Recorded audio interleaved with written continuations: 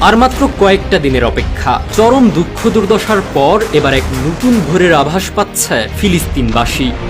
তাদের পাশে দাঁড়িয়েছে ইউরোপের শক্তিধর দেশ ফ্রান্স। এতে নস্যাৎ হতে পারে ইসরায়েলের সব পরিকল্পনা। পশ্চিমা দেশগুলোর বিপরীতে গিয়ে ফ্রান্সের প্রেসিডেন্ট ইমানুয়েল মাখো সোজা সাপটা জানিয়ে দিয়েছেন ফ্রান্স ফিলিস্তিনকে শীঘ্রই রাষ্ট্র হিসেবে স্বীকৃতি দিতে যাচ্ছে। ফ্রান্সের মতো একটি দেশ ফিলিস্তিনকে স্বাধীন রাষ্ট্রের স্বীকৃতি দিলে তা নিশ্চিতভাবেই বড় প্রভাব ফেলবে। ইতিমধ্যেই ফিলিস্তিনকে 146টি দেশ সার্বভৌম রাষ্ট্র হিসেবে স্বীকৃতি দিয়েছে। এবার সে তালিকায় যুক্ত হতে যাচ্ছে ফ্রান্সও। বুধবার 9 এপ্রিল ফ্রান্স 5 টেলিভিশনকে দেওয়া এক সাক্ষাৎকারে দেশটির প্রেসিডেন্ট ইমানুয়েল মাখো জানান, ইসরায়েল ফিলিস্তিন সংকট নিয়ে আগামী জুনে অনুষ্ঠিতব্য জাতিসংঘ সম্মেলনে এই স্বীকৃতি চূড়ান্ত করার লক্ষ্য রয়েছে তার। ওই সম্মেলনে সৌদি আরবের সঙ্গে কো-চেয়ার হিসেবে দায়িত্ব পালন করবে ফ্রান্স। মাখো বলেন, স্বীকৃতি দেওয়ার পথে আমাদের এগিয়ে যেতে হবে এবং আগামী কয়েক মাসের মধ্যেই আমরা তা করব। আমি কাউকে খুশি করার জন্য এটি করব না, আমি এটি করব কারণ এক পর্যায়ে গিয়ে এটি করাটাই সঠিক হবে।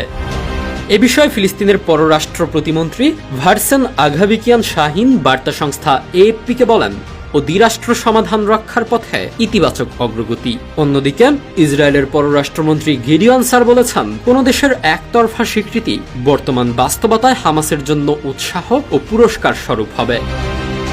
সামাজিক যোগাযোগ মাধ্যম এক্সে দেওয়া বার্তায় তিনি লিখেছেন, বর্তমান বাস্তবতায় কোনো দেশের পক্ষ থেকে একটি কাল্পনিক ফিলিস্তিন রাষ্ট্রকে একতরফাভাবে স্বীকৃতি দেওয়া হবে সন্ত্রাসের জন্য পুরস্কার এবং হামাসকে উৎসাহ দেওয়ার শামিল। এ ধরনের পদক্ষেপ আমাদের অঞ্চলে শান্তি, নিরাপত্তা ও স্থিতিশীলতা আনবে না, বরং আরও দূরে সরিয়ে দেবে। ফিলিস্তিনকে সার্বভৌম রাষ্ট্র হিসেবে স্বীকৃতি দেওয়ার তালিকায় গত বছর যোগ দিয়েছে Armenia, Slovenia, Ireland, Norway, Trinidad ও টোবাগো, জামাইকা ও বারবাডোসের মতো দেশ।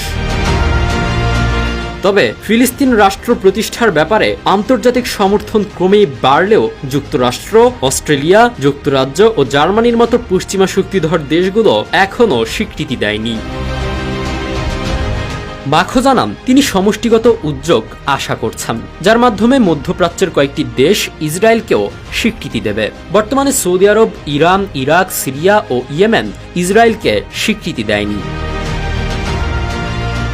উল্লেখ্য, 2023 সালের 7 অক্টোবর হামাসের হামলার পরও ফ্রান্স দ্বিরাষ্ট্র সমাধানের পক্ষে অবস্থান ধরে রেখেছে। তবে প্যারিসের পক্ষ থেকে ফিলিস্তিনকে আনুষ্ঠানিক স্বীকৃতি দিলে সেটি হবে বড় ধরনের নীতিগত পরিবর্তন, যা ইসরায়েলকে ক্ষুব্ধ করতে পারে বলে ধারণা করা হচ্ছে। কারণ ইসরায়েল মনে করে এখনই এমন স্বীকৃতি দেওয়ার সময় আসেনি।